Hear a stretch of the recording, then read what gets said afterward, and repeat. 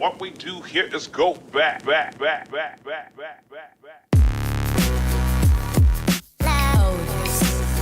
Hey y'all, what is up? Mark May here. I'm going to edit a musician shoot from beginning to end right now in Lightroom behind me. Here we go. Okay, I'm in front of my computer. I'm ready to edit this musician shoot. Let's do it. So I've already gone through and I have actually culled, which for me just looks like starting off after I create smart previews and one-to-one previews so everything loads quickly. I click through them and I'll star them 5 stars if I think it's got potential. And then after that, I go through again and pay a little bit more attention and will press P to flag, like so. That is 2 different ways that I cull, okay? So anyways, what I do after that to edit a shoot, specifically musician shoots. There are a few things in my mind when I'm editing musician shoots. Number 1, there has to be drama. Number 2, it has to feel artistic. Number 3, it's got to be different. Those are 3 things that are very, very important when editing musician shoots.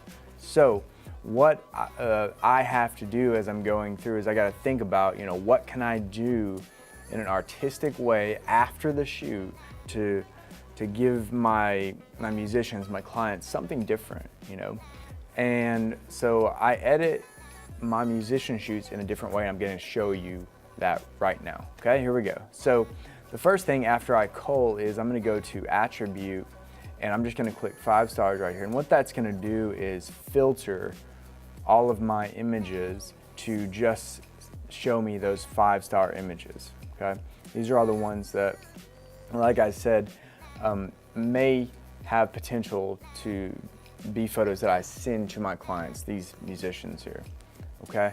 So looks like I chose about 139 photos out of, I think I shot like 400 and something, let me see. I shot like 465. So, let me turn my 5-star back on. Now what I did is I went ahead and edited 1 photo.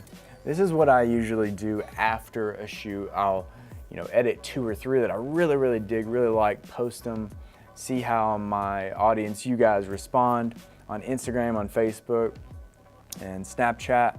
And then what I do is I give myself a little bit of time in between my editing session, and then I go in and I try to edit the images like the first one. So the image that I already edited is right here. So went through and I popped over here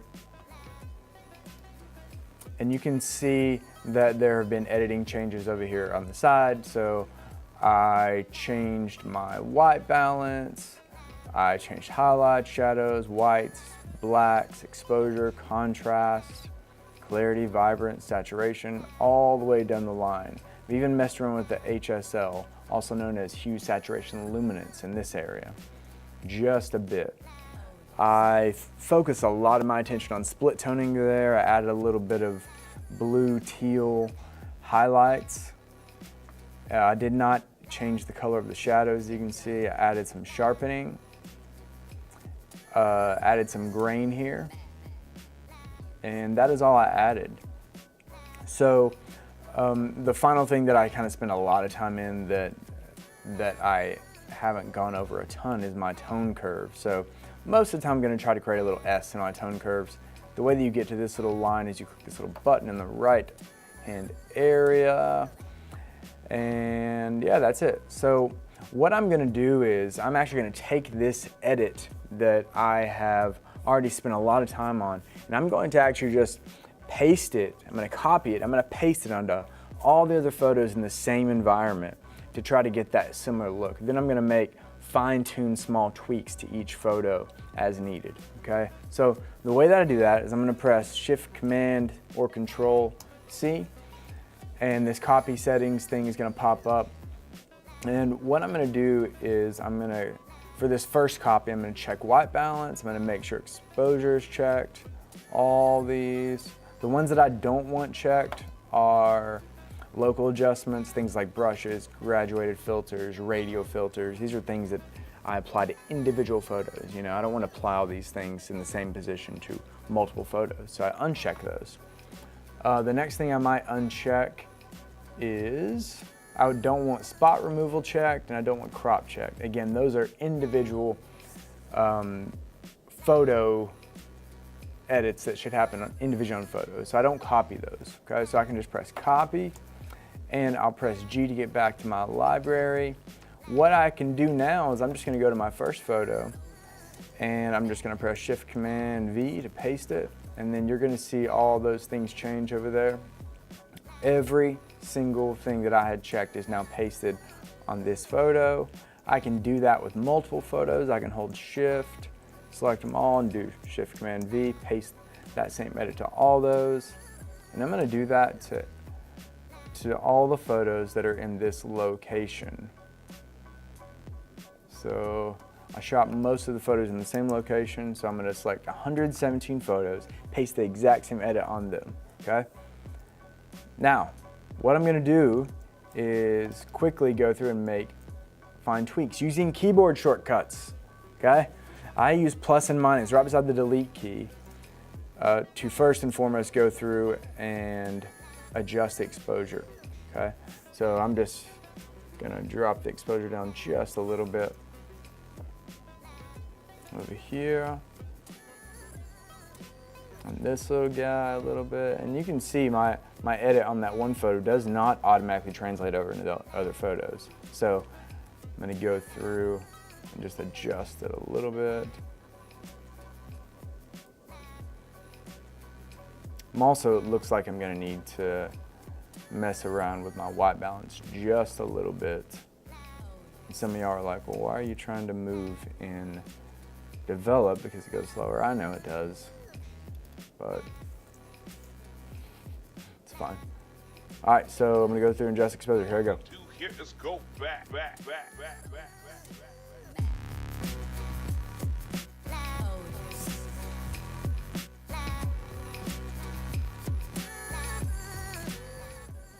Now, what I'm also doing that I didn't previously mention is I'm gonna go through and I'm gonna chunk edit things like exposure. So for example, this photo and this photo, I literally just 180 degrees flip them around, so I have less light on them now. So me pasting that same exposure amount from this photo just won't work. So I actually kind of chunk my exposure edits, again, to save time. So for example, if I adjusted the exposure for this photo, I know that the following three here are in the same light, or the following two, probably that one too. And so I can just do shift click and then shift command V, and it pastes the same exposure. Now those three look fine. I'll need to go back and tweak them, but this one, because of the light, needs to be adjusted, right? And so it's just those small time savers that can help. That was great exposure right there. It's wonderful. It's lovely. So I dig that. All those look pretty good. Let me go to these.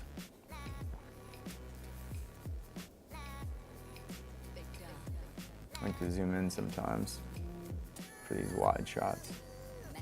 Looks good. What we do here is go back.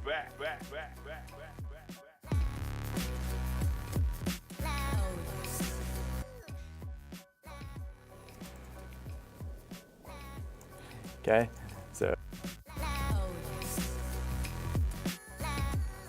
that one again. I'm just trying to save myself time. Starting off here.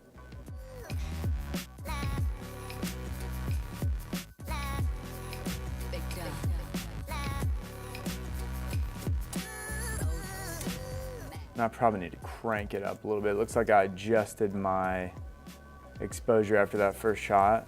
So I'm gonna sync that again, just because it doesn't look like that it worked out the way that I wanted to. Let me check these, because it looks like I turned them just a little bit.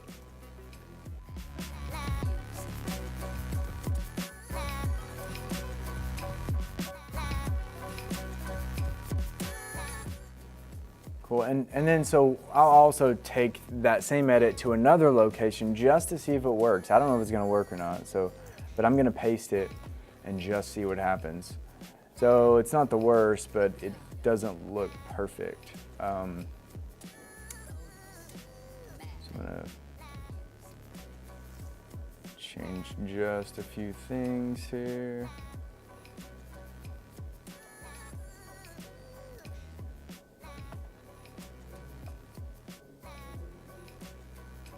All I do is move sliders around and hope it looks good. For musician edits, I like to make the image look just a smidge bit more green. Sometimes I'll add green shadows, maybe. Adds a little bit more drama, musician feel. You know, that old vintage look. A little bit of that, I think, is what we're needing there. A little bit of dehaze. All right, let's see what we got. I can't really change split toning. I want my whole shoe to be the same split toning, really. That's how you get a very similar look. So I really can't mess with split toning. I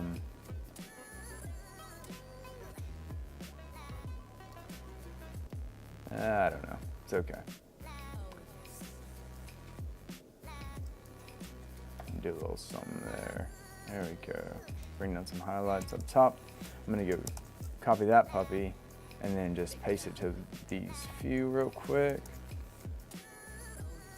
And then I'll go through again, just hop in and see if each individual photo needs to be adjusted regarding exposure, okay?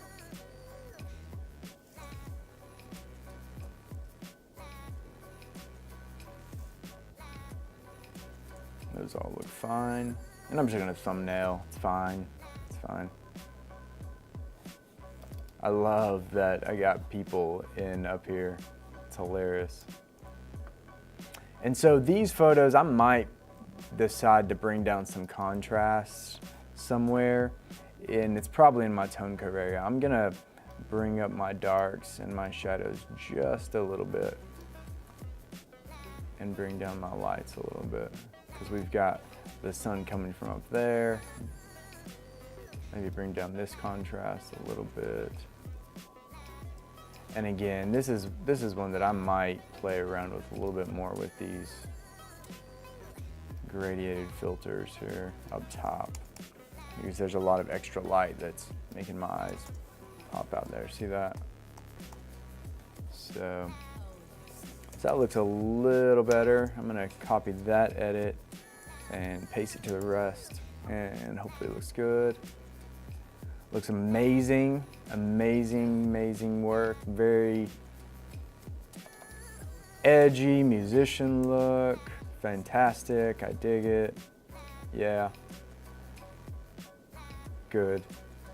It could add a little bit of shadows, is what I'm feeling there, yeah. Bring back some of those details.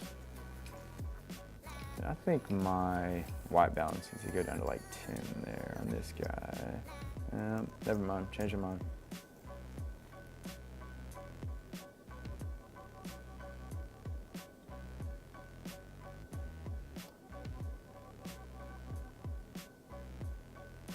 Bring down my shadow one more notch. See how that looks.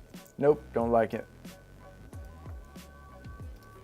How about this? Bring that down to like 13. Perfect, it's absolutely perfect now.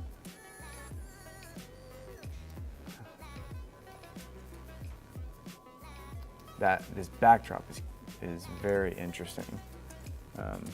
It's a challenge to edit.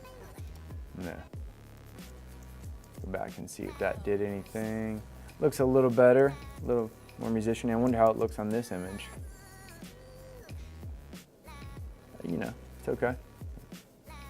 Okay, I think I'd bring this back down, increase the contrast a little more. Okay. And we are getting close, getting so close. Feeling it, feeling it, feeling it. All right, let me see what these jumping images look like. And I don't know what these are, I'm just playing. I'm gonna link the behind the scenes shoot of this shoot at the end of the video. So if you haven't seen that yet, click on it at the end of this video. It's really a really interesting video to see these guys and see how I shot them and how I interacted with them a little bit. A lot of it's time lapse and stuff. Also, you can see me go into the liquor store and buy tequila if you're interested in that. Casamigos. Casamigos is George Clooney's tequila that he sold for a ton of money, apparently. I don't know how much.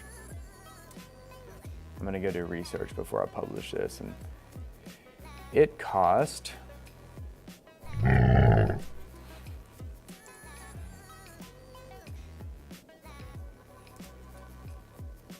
I love this little light beam that's happening. So interesting.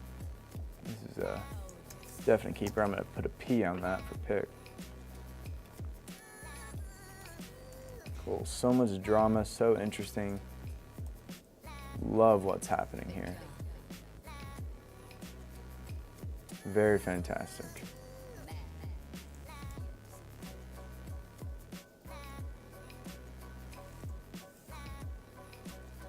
Great stuff, digging it, awesome. I knew this was gonna be an interestingly challenging edit. I mean, I could see what it looks like in black and white. It's probably gonna look really cool there too, so. Sometimes I like to pop it over to black and white just to see what happens. You never, ever, ever know. Ever know until you try. Got them cheese balling a little bit, love that. I always like to give all my clients, I don't care if they're musicians or if it's weddings, I wanna make sure that I got photos of them having fun. You know, that type of stuff creates good feelings in people when they see themselves smiling authentically, organically. I actually get them to do a fake belly laugh, like like that. And it actually turns into a real laugh when you do it. It's really, really cool. You ought to try it with your clients.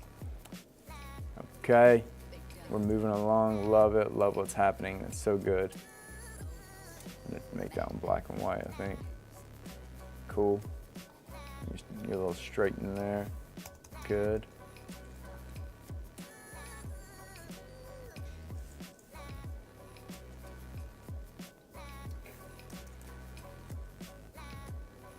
Hey, you can close, being done with exposure.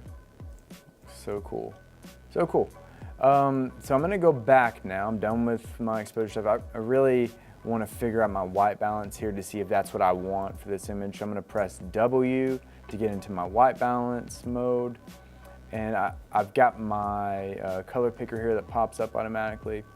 And I can just click on an area that I know to be neutral in this shot, right? And if you don't know what neutral is, you can look at that RGB right down there under the pick a target target neutral you can see there. If RGB are really, really close to the same number, that's a fairly neutral target. You know, I want to get as close together as possible. Sometimes it doesn't work out perfectly, but I mean, you can see right there a little bit, you know, it's a little bit cool. So I might go back and increase that just a little bit. And again, you've got to decide what kind of feel you're wanting here.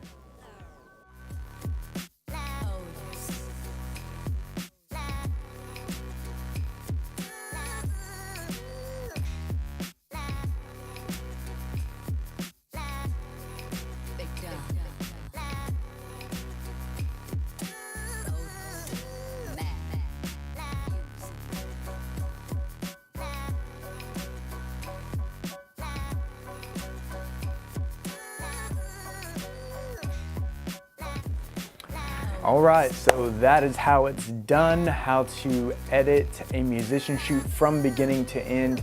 Hey, if you are interested in my gear bag, you can click on the link down in the description. I've got a link to 20 different products that I use in my gear bag on professional shoots, when I'm out shooting for fun, when I'm teaching. Click on that link. It says Mark's Gear Bag right down there in the description. Love y'all. Like, subscribe, and share, or dislike if you do that. Peace. See you next time.